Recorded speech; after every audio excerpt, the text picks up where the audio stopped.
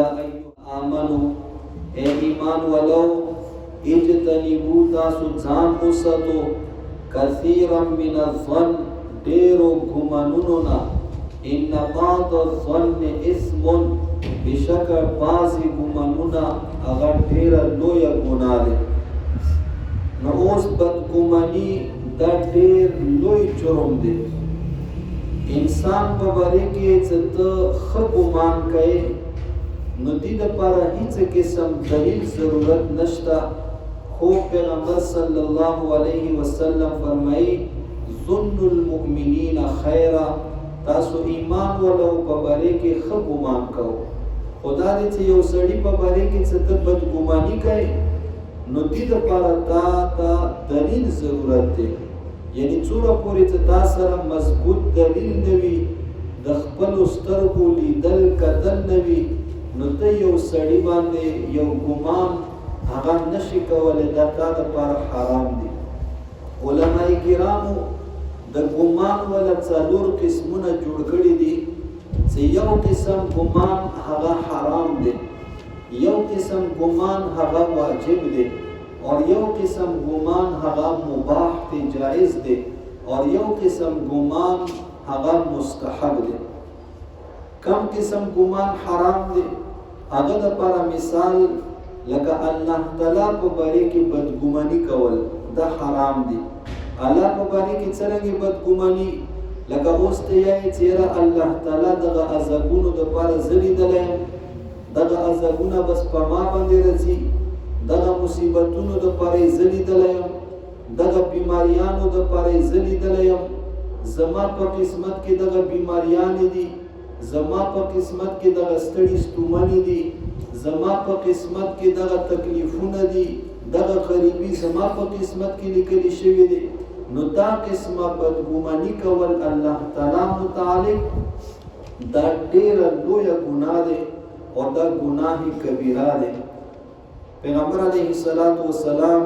حدیث مبارک د الله تعالی نقل کوي، حدیث قدسی دی چې الله فرمایي انا عند ظن عبدی بی، چې بېشکه زه خپل بنده سره د هغه ګمان په شانتې یم.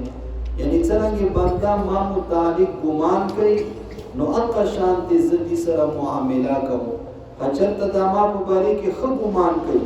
نو دې سره به ښه معامله کېږي، اور که چېرته دا ما په باره کې بد ګمان کوي نو دې سره به بده معامله کېږي. همدارنګه خوب پیغمبر صلی الله علیه وسلم یو حدیث مبارک دی، فرمایي چې لا یموتن احدکم، تاسو کې د یو تن ما مړېږي حتی هو یحسن الظن بالله، تر دې پورې چې هغه الله متعلق ښه ګمان جوړ نه کړي. یعنی موږ ته هر وخت الله تعالی په باره کې ښایسته ګمان پکار دی. که یو سړی غریبي کې دی نو هغه دغه سوچ وکړي چې دغه غریبي کې به ما دپاره خیر وي، دغه مال و دولت که ما ته الله تعالی راکړی وی نو کیدای شي زه ګناهونو کې مبتلا شوی وم، کیدای شي دغه مال ما دپاره ښه نه وی، دغه بیماریانې ما باندې راغلي دي،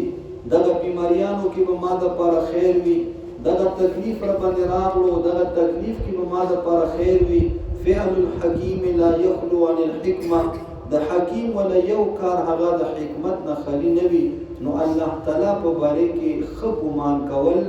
دغه فرض دي، اور بد ګمان کول دا حرام دي.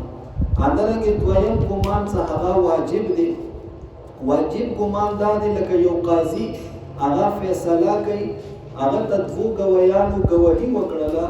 نو اوس دغه قاضي صاحب ظاهر ته ګوري، هغو په باره کې به ښه ګمان کوي چې دغه ګواهان ریښتونکي دي، اور دا به هغو ګواهانو مطابق خپله فیصله په اورېدي باندې واجب دي. همدارنګه دې دپاره بل یو آسان مثال چې مو تاسو سره تعلق دی، لکه اوس یو سړی دی هغه ځنګل کې روان دی، یو میدان کې روان دی، نو اوس هغه باندې داسې د منځه ولا وخت راغلو نو هغه ته قبلې معلومات نشته، نو هغه باندې تحري کول واجب دي. تحري دي ته یې چې هغه به سوچ او فکر وکړي، دغه بره اسمان ته به وګوري، نور ته به وګوري، دغه علاقې ته به وګوري،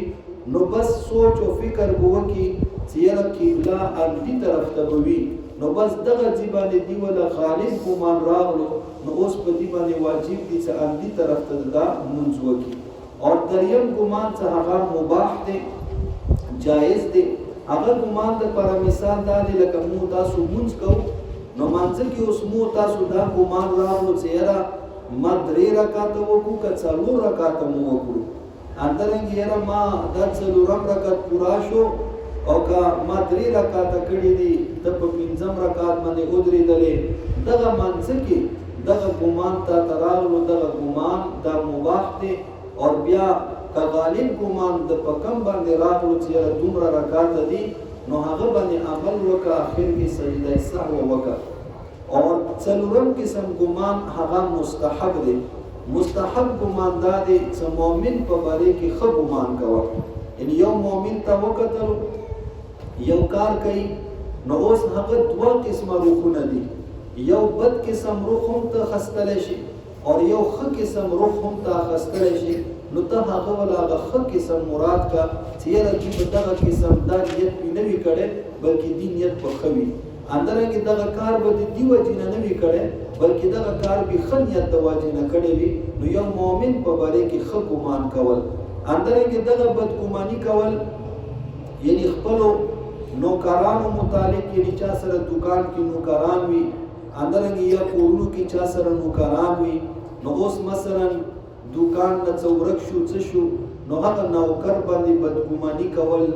او بیا دغه بدګماني د واجب نه هغه خلاف کاروایی کول دا هم ناجایز او حرام دي ان تفتیش کول شي پوښتنه ورنه کول شي چې تا ور باندې شک راغلو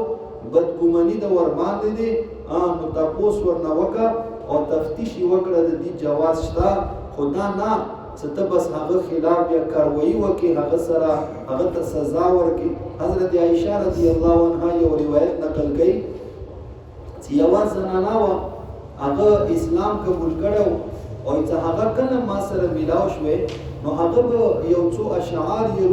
هغه اشعارو کې د یو هار ولا ذکر وی کول نو چې یو ځلې ورته ما ویلو چې ته کله ما سره ملاو شي ته د الله حمد و ثنا هم بیانې او دغه اشعار یې صدیق ته د هار ولا تذکرہ کوي واقعات سره نو دغه زنانه ته ویلو چې داسې چالو چې یو غریبه زنانه غریبه خزه نو چې مو سره ګاونډیتوب کې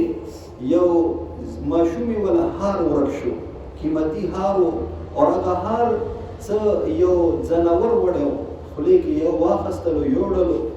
نو دغه ټولو خلکو چې ما باندې بدګماني و چې را دغه هار اندي پټ کړی دی نو چې بس هغه کور ولا زره ونی ولا ډیره هو هلم حتی کې چې تلشي کې مانه ټولې کپڑے وبستلې زی بالکل برمنډ کړل او سي ډیره سخت یو هلم مرګي علیکم اخر دا چې الله امداد هغه جناور څه هر څه جناور وې نو هغه اعتراضلو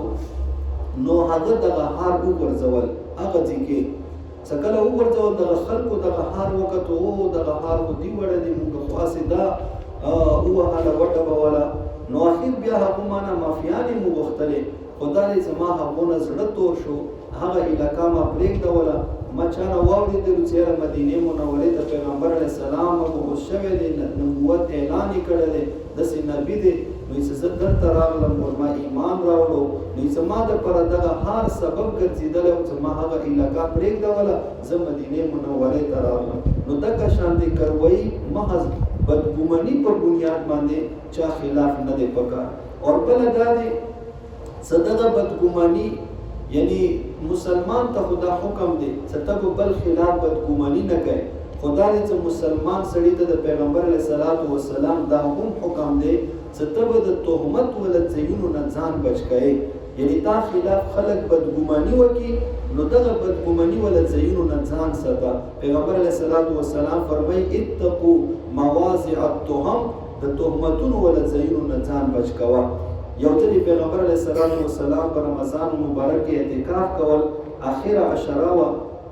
نو دي کې پیغمبر علیه السلام یو بیبي د حضرت صفیه رضی الله عنها هغه پیغمبر علیه الصلاۃ والسلام سره څه مشوره کول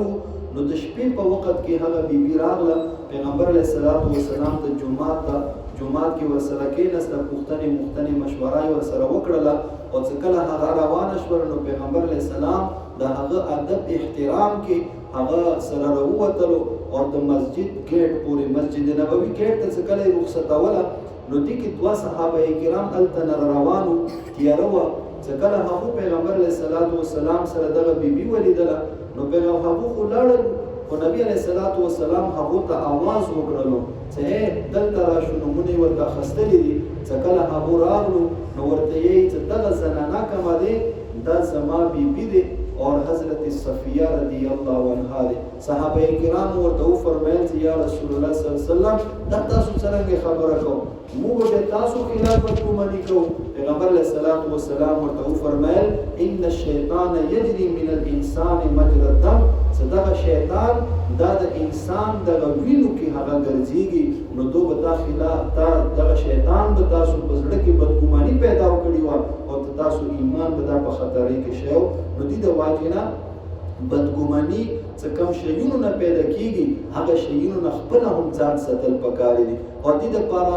یو اهم تعلیم علماء کرام دا هم ورکوي چې دغه حساب کتاب ولا کم لین دین وي دغه لین دین به هم ته صفا سوترا ساتي. اگر که ساکاونو په منځ کې ولې نه وي ځکه دا هم د بدګماني ولا هغه ذریعه سبب ګرځېږي. بس دغه هر څه ته خپل لین دین حساب کتاب هغه صفا ساته، چا سره شریک کې کاروبار کې هر څه ورته صفا سوترا کوه چې دا ترتیب دي چې هغه تا خلاف بدګماني پیدا ونه شي. اندرنګي ورونه دي خپل منځ کې دغه حساب او کتاب صفا ساته چې هغه ورونو تا خلاف بدګماني پیدا ونه شي. نو دغه بدګماني ځایونو نه به ته په خپله هم ځان ساتي. نو دغه دی کې الله تعالی فرمایي یا ایها الذین آمنوا اجتنبوا کثیرا من الظن، اے ایمان والو تاسو ډیرو ګمانونو نه ځان ساتو. ان بعض الظن اسم، ځکه چې بېشکه ډیر ګمانونه بعضې ګمانونه هغه ډیره لویه ګناه ده.